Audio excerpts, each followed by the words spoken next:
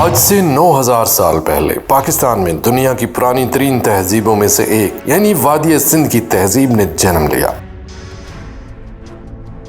اس کو ہڑپا تہذیب بھی کہا جاتا ہے۔ یہ اپنے وقت کی جدید ترین تہذیب تھی۔ یہاں پر پانی کی سپلائی کا سسٹم موجود تھا، دو منزلہ گھر بنائے جاتے تھے اور سوئمنگ پول تک بنے ہوئے تھے۔ انہوں نے کبھی کسی ملک یا قوم کے ساتھ جنگ نہیں کی، لیکن 1300 قبل از مسیح میں ایک دن اچانک یہ ساری تہذیب صفحہ ہستی سے مٹ گئی۔ اس کا خاتمہ ہو گیا، کچھ نہیں بچا سوائے چٹانوں اور آگ سے جلی چیزوں کے۔ ایک خوفناک دھماکہ ہوتا ہے اور ہر طرف آگ اور خطرناک تابکاری شعائیں پھیل جاتی ہیں۔ ایسا لگتا تھا جیسے یہ موت اچانک کہیں آسمان سے ٹپک پڑی ہو۔ انڈیا کی پرانی تاریخ میں ایک طویل نظم میں بھی اس واقعے کا ذکر کیا گیا ہے، جس میں کہا گیا ہے کہ جیسے ہزاروں سورج زمین پر گر گئے ہوں جنہوں نے اس پوری تہذیب کو تہس نہس کر دیا۔ ایسے لگتا ہے جیسے کسی نے وادی سندھ کی اس پرانی تہذیب پر ایٹم بم سے حملہ کیا ہو۔ لیکن آج سے 9000 سال پہلے کیا کسی نے ایٹم بم ایجاد کیا ہوا تھا؟ اس سوال کا جواب آپ کو ملے گا آج کے ورس آؤٹ میں۔ 200 سال پہلے مہمجو چارلس مسان نے پنجاب کے اس حصے کا دورہ کیا جو آج کل پاکستان میں ہے، جہاں اس نے اس پرانے تاریخی شہر کی باقیات دریافت کی۔ یہ ہڑپا تھا جو سندھ تہذیب کے شہروں میں سے ایک بڑا شہر تھا۔ اس شہر کی بنیاد 2400 قبل از مسیح میں رکھی گئی تھی، لیکن مزید کھدائی پر پتہ چلا کہ یہ شہر 7000 قبل از مسیح پرانا ہے۔ یہ شہر تقریباً 10 لاکھ مربع کلومیٹر پر پھیلا ہوا تھا اور اس کی آبادی تقریباً 50 لاکھ کے لگ بھگ تھی۔ اس کی دریافت کے 100 سال کے بعد ایک اور بڑا شہر دریافت ہوا جس کا نام موہنجو ڈارو تھا، جس کا مطلب ہے مردہ لوگوں کا ٹیلا۔ اس شہر میں 35,000 لوگ رہائش پذیر تھے اور لوگوں کے رہنے سہنے کے جدید انداز سے پتہ چلتا تھا کہ یہ اپنے وقت میں مستقبل کا شہر کہلاتا تھا۔ اس شہر میں وہ تمام سہولتیں موجود تھیں جو آج کے جدید دور میں ہمارے پاس ہیں۔ کمروں کے اندر ٹوائلٹس تھے جو کہ ڈرینیج سسٹم سے جڑے ہوئے تھے۔ گھروں میں صاف پانی سپلائی ہوتا تھا اور تو اور سوئمنگ پولز تک بنے ہوئے تھے جن میں گرم اور ٹھنڈا پانی ہوتا تھا۔ ان کا اپنا رسم الخط تھا جس میں یہ لوگ لکھتے تھے اور پتھر کی تختیوں پر کچھ تحریریں لکھی ہوئی ملتی ہیں۔ ان کو پڑھا نہیں جا سکا، لیکن اتنا پتہ چلا ہے کہ یہ لوگ بائیں سے دائیں لکھا کرتے تھے۔ یہ صرف اکیلا راز نہیں ہے، اس کے علاوہ بھی بہت کچھ راز ہیں۔ مثال کے طور پر شہر کے ارد گرد ایک بہت اونچی دیوار موجود تھی۔ ایسے لگتا تھا جیسے کسی نے دشمن سے بچانے کے لیے یہ دیوار تعمیر کی ہو، لیکن ہڑپا میں رہنے والوں کا تو کوئی دشمن ہی نہیں تھا، تو پھر یہ دیوار کیوں تعمیر کی گئی؟ یہ لوگ ارد گرد کے ممالک جیسے میسوپوٹیمیا وغیرہ ان سے سونا چاندی اور دیگر قیمتی دھاتوں کی تجارت کیا کرتے تھے، پرامن زندگی گزارتے تھے۔ یہ دیوار کسی دشمن سے بچاؤ کے لیے تعمیر نہیں کی گئی، بلکہ سیلاب سے بچانے کے لیے تعمیر کی گئی تھی۔ یہ ایک بہت جدید ترقی یافتہ اور امیر ملک تھا، لیکن اس کی کوئی فوج نہیں تھی۔ یہ کیسے ممکن ہے کہ ان کا کوئی دشمن نہ ہو سکتا ہے کہ انہوں نے عمدہ سفارتکاری کی ہو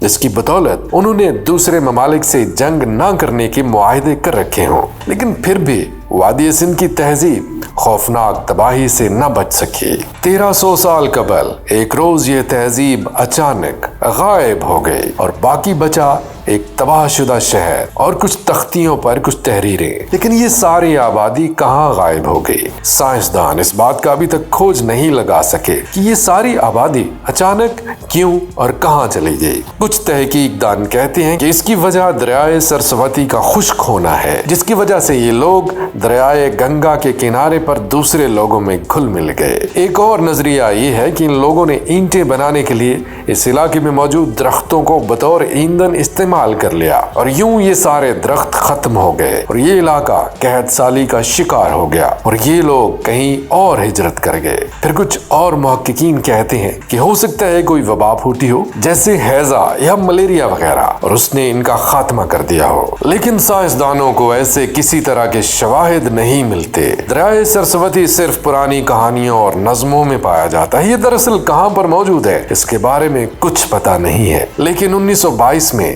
मोहिंजोदारो में खुदाई के दौरान एक बहुत अजीबो गरीब चीज देखने को मिली। साइंसदानों को तकरीबन 40 लोगों की बाकियात मिली। ये अजीब गैर फितरी अंदाज में पड़े हुए थे। इनको देखकर ऐसे लगता था जैसे ये अचानक मर गए हों। लेकिन इस पर ही बस नहीं हुई। 1977 में डेविड डेवनपोर्ट ने 50 मीटर कुतर का एक गड्ढा दरियाफ्त किया। इसमें मौजूद चट्टानें बिल्कुल पिघली हुई थीं। लेकिन ये तभी मुमकिन हो सकता था जब यहाँ का दर्जा हरारत 1500 डिग्री सेल्सियस तक पहुंचता। इसको देखते हुए कोई भी ये सोच सकता है कि मोहिंजोदारो में कोई एटमी धमाका जरूर हुआ होगा जिसने चट्टानों को पिघला दिया। फिर शिमाल मगरबी इंडिया के इलाके राजस्थान में मोहिंजोदारो से 700 किलोमीटर दूर माहिरीन अर्जियात ने एक ताबकारी मादे की गर्द की एक तह दरियाफ्त की। एटमी बादल इतना सफर तो बआसानी तय कर सकते हैं। इसके अलावा साइंसदानों ने वहां पर पाए जाने वाले इंसानों की बाकियात का तज्जिया किया तो पता चला कि इसमें ताबकारी की असरात उमूमी हालत से 50 गुना ज्यादा हैं। साइंसदानों के लिए ये चीज बहुत ज्यादा हैरत का बायस थी। हिंदुओं की पुरानी किताबों में भी इसका जिक्र मिलता है कि हजारों सूरजों की ताकत के बराबर एक धमाका हुआ जिसने हर चीज को जलाकर भस्म कर दिया। लेकिन आज से हजारों साल पहले जब एटम बम और इस तरह का कोई और हथियार नहीं था तो फिर ये धमाका कैसे हो गया? हम इस मुहिम्मे को हल करने के बहुत करीब पहुंच जाएंगे अगर हम यूरेनियम माइन गैबोन अफ्रीका में पेश आने वाले एक हैरत अंगेज वाकया पर नजर डालें। 1975 में फ्रांस में यूरेनियम के प्लांट में माहिरीन ने एक अजीब चीज नोट की कि ओकलैंड की कान से हासिल की गई यूरेनियम आम यूरेनियम से थोड़ी मुख्तलिफ है। आम यूरेनियम को एक मखसूस अमल से गुजार कर इस तरह की यूरेनियम हासिल की जाती है। ज़ेरे ज़मीन पानी जब इस यूरेनियम के ज़खायर तक पहुंचा तो इसने इन ज़खायर को एक कुदरती यूरेनियम रिएक्टर में तब्दील कर दिया। तो यही अंदाजा लगाया गया कि आज से हजारों साल पहले मोहिंजोदारो के करीब भी ऐसे ही कुछ यूरेनियम के ज़खायर रहे होंगे जो एक कुदरती यूरेनियम रिएक्टर में तब्दील हो गए और इसके नतीजे में ये एटमी धमाका हुआ जिसने वादी सिंध की आबादी का नामो निशान मिटा दिया और यहाँ पर मौजूद पत्थरों तक को पिघला दिया। लेकिन ये इस बात का सिर्फ एक पहलू है। हिंदुओं की एक और पुरानी किताब महाभारत में एक ऐसे जहाज का जिक्र है जो हथियार लेकर जाने की सलाहियत रखता था। हिंदुस्तान के पुराने शहंशाह अशोका द ग्रेट ने अपने वक्त के 9 ज़हीन तरीन लोगों को हुक्म दिया कि वो पुराने जमाने के उलूम पर किताबें लिखें। उन्होंने 9 किताबें लिखी। ये किताबें आज भी मौजूद हैं और उनमें मौजूद इल्म भी।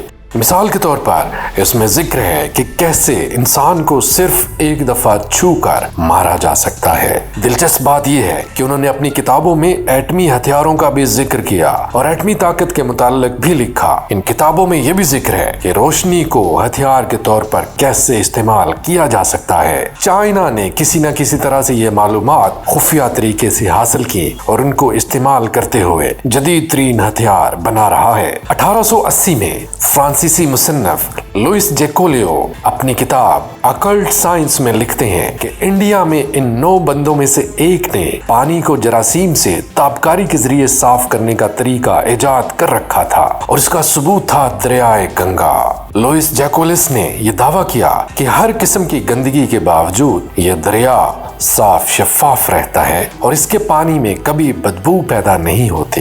पानी में बदबू इसमें मौजूद बैक्टीरिया की वजह से पैदा होती है जो ऑक्सीजन को खत्म कर देते हैं और पानी में बदबू पैदा करते हैं। लेकिन दरियाए गंगा के साथ ऐसा मामला नहीं है। भारतीय प्रोफेसर का दावा है कि दरियाए गंगा में दुनिया में मौजूद दरियाओं से 25% ज्यादा ऑक्सीजन मौजूद है और उनका कहना है कि पानी में कोई ऐसी चीज मौजूद है जो कि पानी में मौजूद बैक्टीरिया को खत्म कर देती है। लेकिन यहाँ पर एक बहुत बड़ा सवाल ये पैदा होता है कि इन लोगों के मुताबिक अगर पुराने जमाने में इस वादी सिंध की आबादी यानी मोहिंजोदारो के लोगों के पास अगर एटमी ताकत मौजूद थी तो वो उसे सिर्फ पानी की सफाई के लिए ही क्यों इस्तेमाल करते थे और उन्होंने अपने शहर के इर्द गिर्द हिफाजती दीवार क्यों बना रखी थी अगर उनके पास एटमी हथियार मौजूद था, जबकि उनके पास किसी किस्म के हथियार और फौज भी नहीं थी। और फिर ये बात भी काबिल जिक्र है कि उनके पास एटमी ताकत अगर मौजूद थी तो उन्होंने अपनी ही आबादी पर क्यों हमला किया। एक नजरिया और भी है कि इस जमाने में उड़ने वाले जहाज भी मौजूद थे और पुरानी किताबों में भी उनका जिक्र मिलता है, जिनके मुताबिक ये जहाज हथियार और एटमी हथियार लेकर जाने की सलाहियत भी रखते थे। ऐसे ही किसी जहाज ने एटमी हथियार के जरिए वादी सिंध की आबादी को निशाना बनाया होगा, जिसके नतीजे में ये सारी आबादी सफाई हस्ती से मिट गई। हकाइक क्या है, इस पर तहकीक जारी है। आइंदा आने वाले कल से क्या चीज साबित होती है और मोहिंजोदड़ो और हड़प्पा में रहने वालों के बारे में क्या क्या राज पता चलते हैं। आपको हमारी आज की वीडियो कैसी लगी कमेंट सेक्शन में जरूर बताइएगा, और अगर हमारी वीडियो आपको अच्छी लगी तो वीडियो को लाइक और शेयर कीजिए और हमारे चैनल को सब्सक्राइब कीजिए।